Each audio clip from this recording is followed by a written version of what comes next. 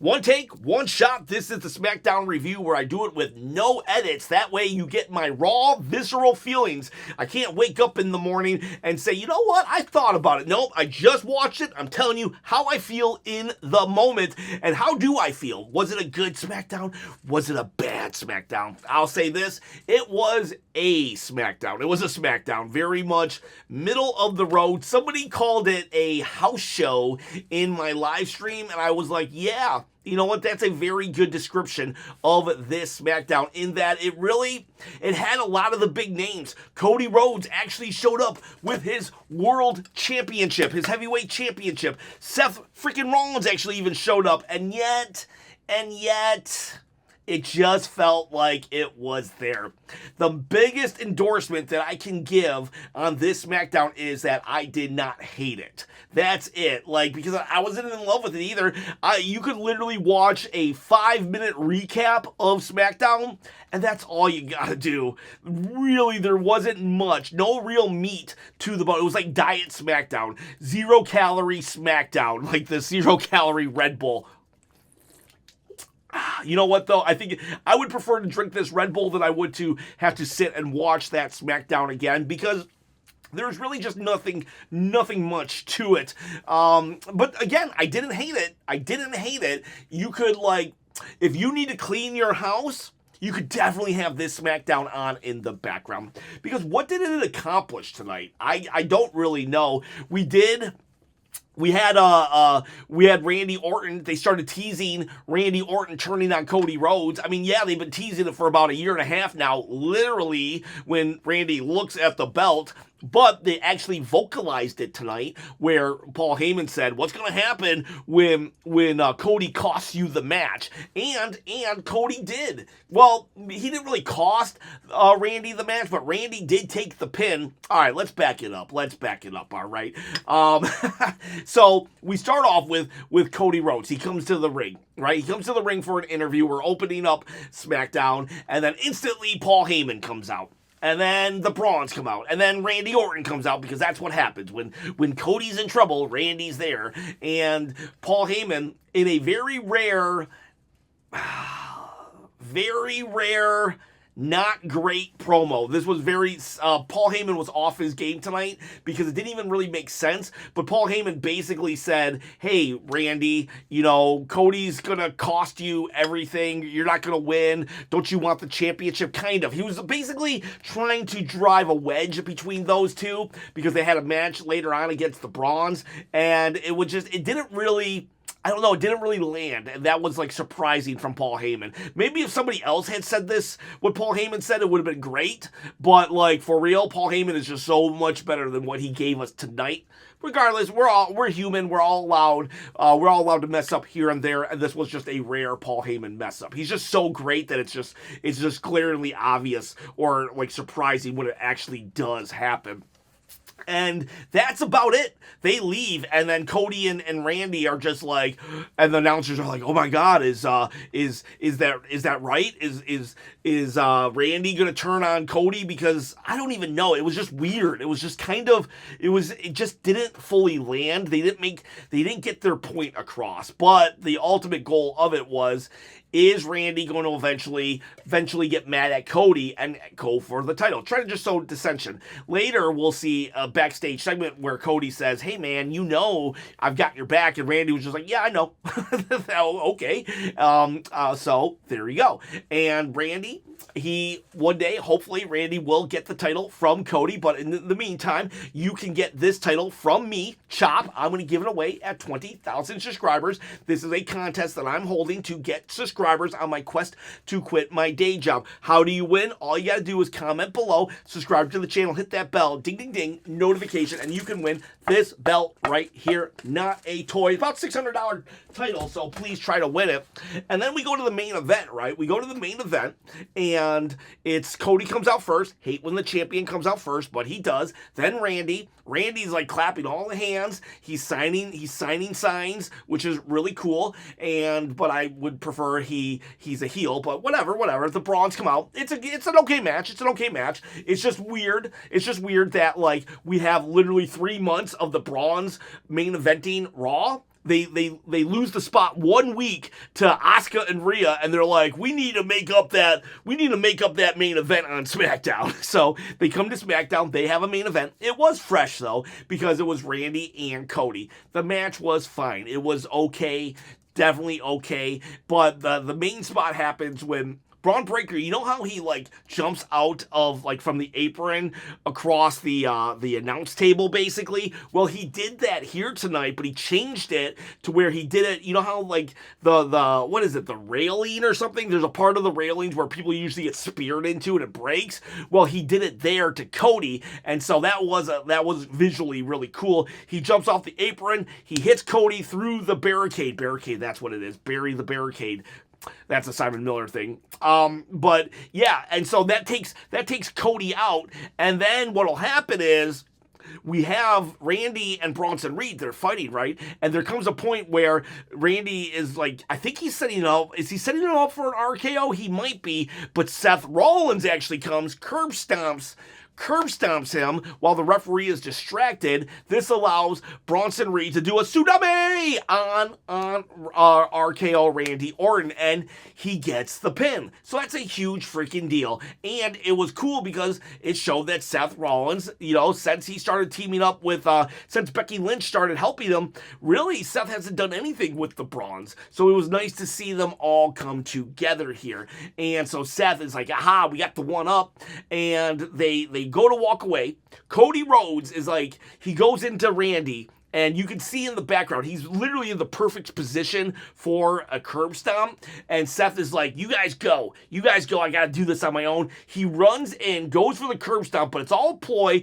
Cody Rhodes gets the crossroads on him, and boom, it looks like Cody Rhodes has the last laugh tonight. And I'm okay with that. You know, it was nice to see Seth and Cody actually get physical.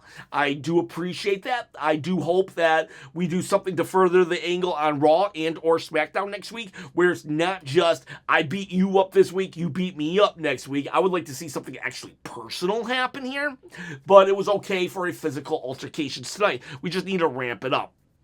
And that's how SmackDown ended. Again, just, it was cool. That was, at least there was some development there. The only other development I really saw tonight was Mello at one point, Miz comes up to him backstage and says, hey man, what was that last week? You didn't help me out. And Mello was just like, yeah, we're kind of done. Hey man, I'm cool. We cool, but we're done. And so Mello actually broke up with The Miz in a very healthy adult way and didn't just crash out on him. And that will backfire, though, because Mello will actually challenge Sammy for the U.S. title. And he's like, I think you know why I'm here. And Mello had already fought Sammy, but this time Mello said, no one's going to hold me back this time, which is a little bit of a plot hole in that Miz actually did not hold Mello back in that Sammy match a couple weeks back. Miz was on commentary, but he didn't interfere at all. So for Mello to say no one's going to hold me back right now, he's kind of implying that Miz did something when he didn't. Anyways, he never gets the chance because Mello is talking and Miz comes behind him, skull-crushing finale, boom. Now the Miz is crashing out for having Mello confront him like he did. And so now, like, at least there's a storyline there. I'm really hoping that Mello can get on a PLE, maybe Crown Jewel, because there's not that many matches announced.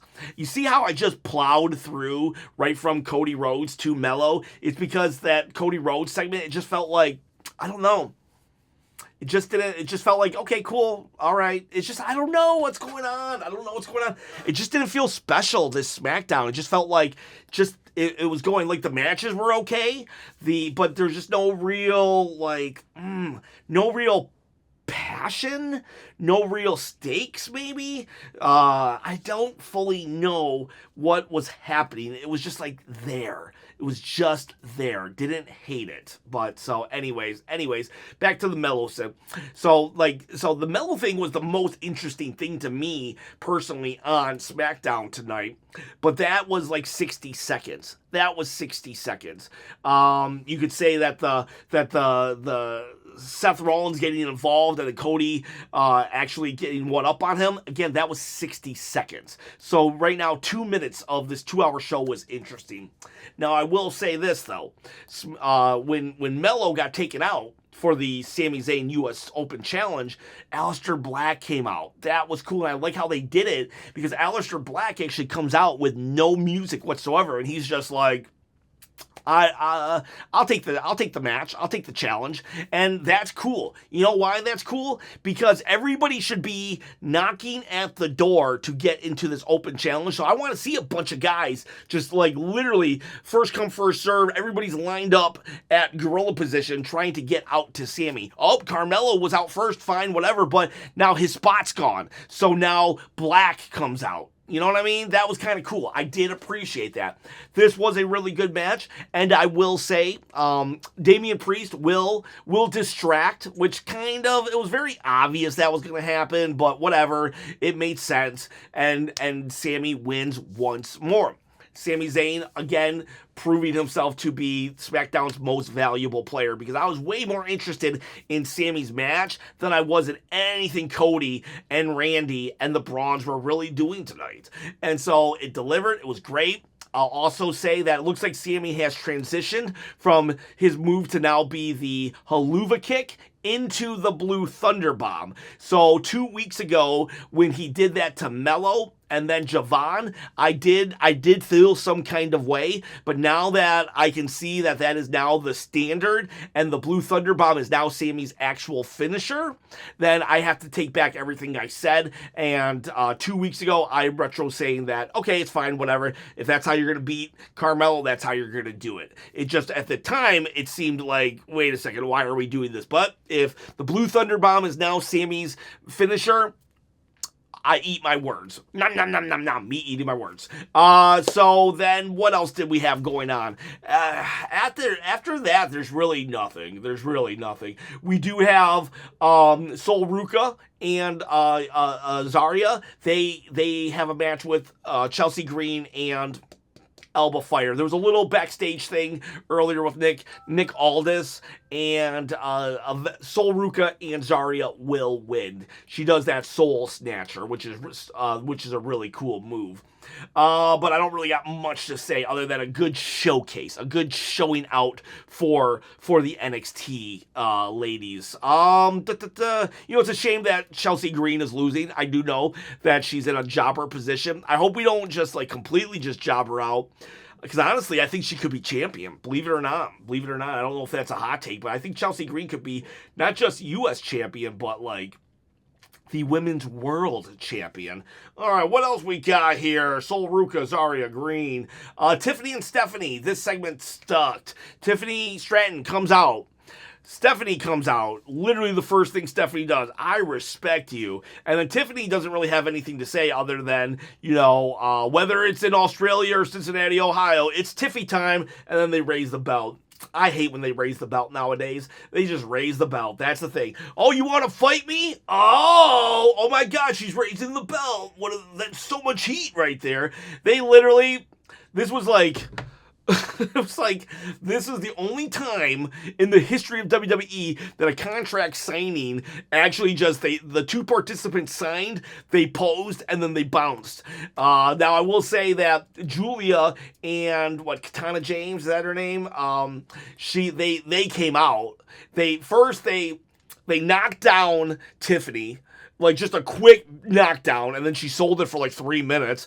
They get in the ring and they say, hey, you're like, what did she say? She basically said to Stephanie that if you want to be a big star, you gotta like come with me or something like that. I don't know. It was just like whatever. This was basically setting up Julia, Kiana James versus Stephanie and Tiffany next week because they tried to attack Stephanie Vakir, and then then Julia got out of it, and they ran away. Tiffany was in the ring too. It was a mess, but it was really just, I don't know how this is supposed to get me excited about Stephanie and Tiffany. Like, I don't know how them signing a contract and then saying how much they respect each other is supposed to get me excited about those two fighting.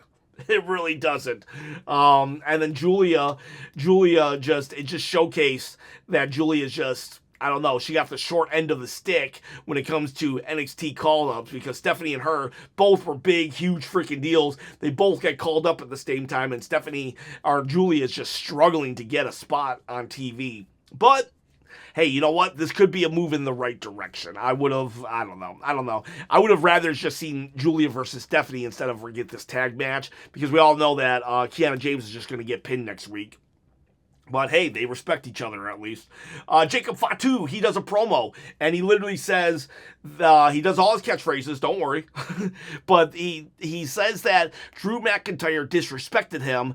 First he says, I'm tired of people just talking, and because Drew McIntyre disrespected me, I'm going to now show him what's up. Problem with that is, I'm a big Jacob fan, but Jacob Fatu is the one that disrespected Drew McIntyre. Drew McIntyre was talking.